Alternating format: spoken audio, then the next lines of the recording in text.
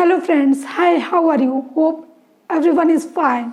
Now, today myself Dr. Neetu Mel and my channel is Right Path for Education. तो आप सभी को मालूम होगा कि मैं एक यूट्यूबर हूँ और मैं छोटे बच्चों से लेकर के बड़ों तक की वीडियोस बनाती हूँ, लेकिन अभी तक मैंने बड़े बच्चों की कोई वीडियो नहीं बनाई है। अभी तक मैंने छोटे बच्चों की वीडियो, जो कि मेरी बेटी है आशी, जो भी एक्टिविटीज़ करती है वो मैं आपको शो करती हूँ। और नेक्स्ट है क्लास सिक्स के CBSE बोर्ड्स के काफ़ी चैप्टर्स मैंने अपलोड कर चुकी हूँ। मैं अप टू 9 चैप्टर तक मेरा कंप्लीट है और 6-7 चैप्टर रेस्ट रह गए हैं, तो वो भी मैं आपको वीडियोस दिखाऊंगी।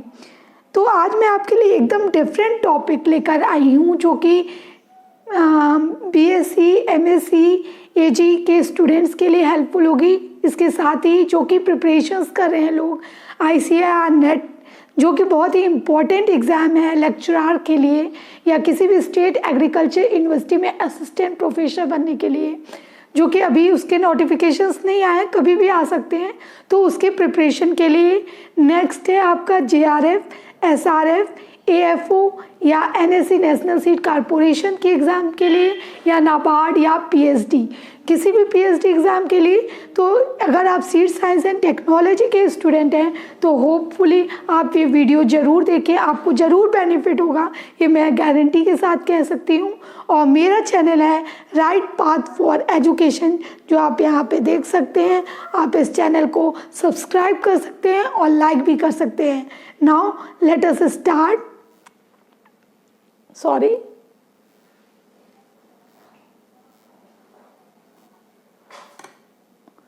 the very first question is the seed multiplication ratio for maize hybrid and rice hybrid is normally 1:50, 1:40, 1:20 और 1:100। मल्टीप्लिकेशन रेशियो क्या होता है ये मैं आपको बाद में बताऊंगी, जब मैं डीप में जाऊंगी। अभी आपको सिर्फ ये जानना है कि मेज़ का और राइस हाइब्रिड का मल्टीप्लिकेशन रेशियो जो होता है वो होता है आपका 1:100।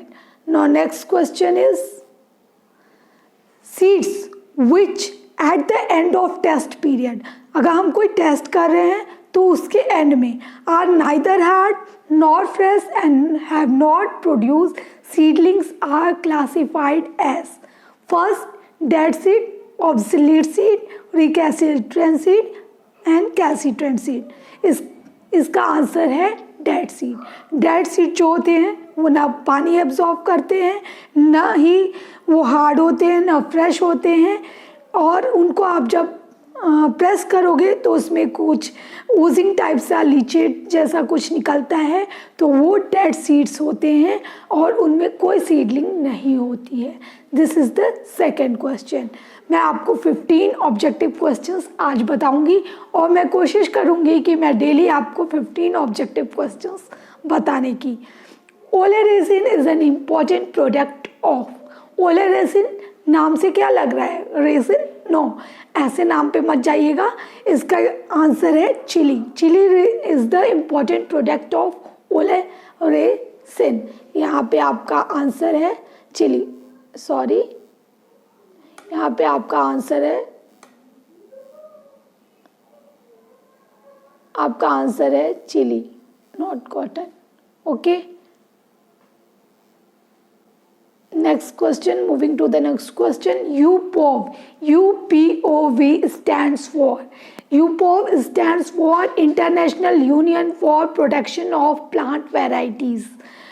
ये बहुत ही इम्पोर्टेंट क्वेश्चन है और पिछले 7-8 साल से ये नया चैप्टर यूपोव का, या कह लीजिए फार्मर्स राइट का, या protection of plant varieties and farmer right का एक्ट का, ये ऐड हुआ है और इससे 2-3 क्वेश्चन नेसेसरी है आना आपके एग्ज़ाम में, स्पेशली ICAR नेट के बच्चों के लिए। नेक्स्ट है union plant office of variety, plant variety protection, international variety of plant protection. आपका आंसर क्या है? आपका आंसर है first, that is A, international union for protection of plant varieties. Now coming to the next question, The equipment used to lift the seeds to the top of bins machines for cleaning, sorting or sacking is called as buck elevator, desiccator, grader, humidifier. इन सब के functions आपको पता होने चाहिए। Desiccator में हम silica gel रखते हैं, मॉइस्चर को मेंटेन रखते हैं सीड के, तो डेसिकेटर भी आपका आंसर नहीं होगा। कभी कभी क्या होता है ना कि हम नहीं समझ पाते हैं कि कौन सा आंसर होगा, तो आपको पीछे से चलना चाहिए कि जो चीज़ आपको पता है पहले उसको क्रॉस करिए और फिर नेक्स्ट मूव कीजिए। इसका आंसर है bucket elevator. The answer is bucket elevator. Okay, now coming to the next question. Test weight of seed means, test weight मतलब क्या होता है? 100 सीड वेट। 100 सीड वेट को हम टेस्ट वेट कहते हैं। The answer will be B, not A. Okay, answer will be B, weight of 100 seeds. Now coming to the next question, that is question number, don't know, isolation distance for certified seed in sorghum varieties is, isolation distance certified seeds of sorghum varieties is 100 meter. ये learn करने वाले questions हैं जो कि आप learn करेंगे, जो कि आपको लर्न करना चाहिए। Answer is 100 meter. Now coming to the next question, that is the maximum moisture content percentage for safe storage in seed wheat is around. Moisture content एक बहुत ही इम्पॉर्टेंट फैक्टर है सीड का। तो सीड में, wheat का अगर आपका seed है और आप सेफ स्टोरेज रखना चाहते हैं तो इसका मॉइस्चर कंटेंट होगा आपका 5%। The answer is 5%। ओके, वैसे तो मॉइस्चर कंटेंट यूजुअली अगर आप सीड का देखेंगे तो 4-5 से लेके 12% तक होता है अगर लॉन्ग वेरिएशन की बात करें तो। Next question coming to seed index. अब सीड इंडेक्स क्या होता है? Seed index is weight of 100 seeds is known as seed index. Weight of 100 seed is seed index.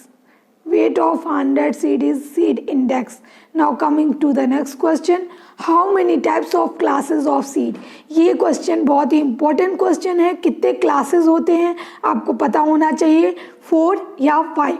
Answer is either 4 और 5। मैं ऐसा क्यों कह रही हूँ 4 या 5?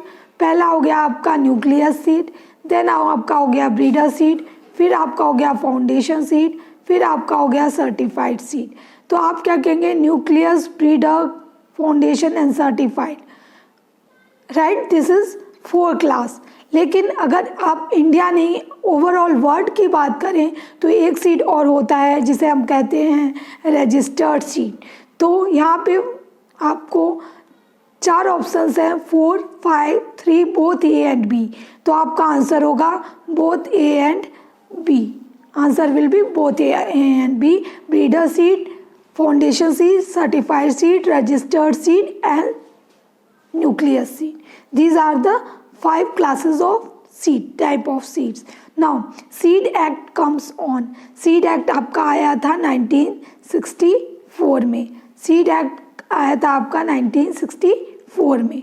Now next question,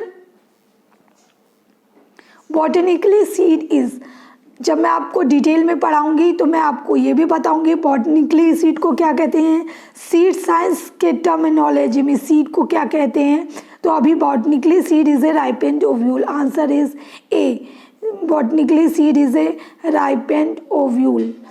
Seed is a ripened ovule, not a dry ovule, wet ovule, none of these. Seed is a ripened ovule. Next question, coming to the next question, PPV and FR Act means, PPV and FR Act means Protection of Varieties, Protection of Plant Varieties and Farmers Right Act, Farmers Right and Protection Act, Varieties of Plant Protection by Farmer। ये सारे options एक जैसे मिलते जुलते हैं, लेकिन इसका सही आंसर है Protection of Plant Varieties and Farmers Right Act, that is B. B is the right answer. Now coming to the next question, headquarter of PPV and FR is located at new Delhi. Answer is new Delhi. अगर आपसे यही directorate of seed research अगर पूछा होता, Directorate of Seed Research is MAU, but if the question is PPV and FR headquarter, then its answer is New Delhi. Next question is tag color of breeder seed. आपको सारे colours पता होने चाहिए अगर आप एग्ज़ाम की competition की तैयारी कर रहे हैं. Breeder seed, foundation seed, registered seed के कौन कौन से टैग कलर होते हैं. तो इस सीरीज़ में पार्ट 1 की सीरीज़ में ब्रीडर सीड का कलर टैग कलर क्या होता है? Golden yellow.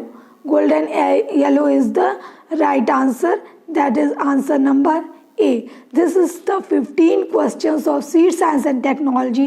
होप आपको समझ में आ गया हो, और अगर पसंद आया हो तो प्लीज़ लाइक एंड सब्सक्राइब करें मेरे चैनल को.